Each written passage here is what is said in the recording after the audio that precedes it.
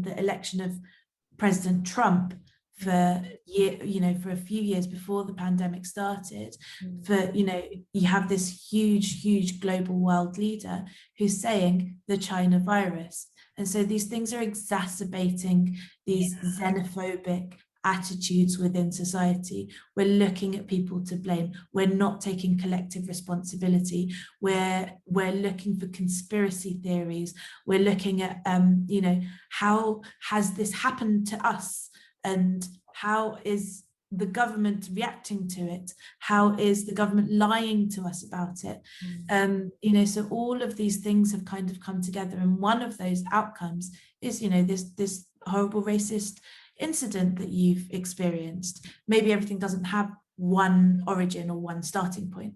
So for example, when we say that there's patient zero, we're saying that one patient, one person started off this chain of events that became the pandemic within the UK, for example. So the first person to have had a positive coronavirus test, if I remember correctly, it was somebody who was in Brighton, who had just travelled from somewhere, I can't remember where. So we called him patient zero. But that's very, very misleading, because more likely what happened was there were many people in that guy's position who had come from various countries or had picked up the virus from somewhere and brought it to the UK. There wasn't just one person that did that. It was probably, a handful of people that happened with.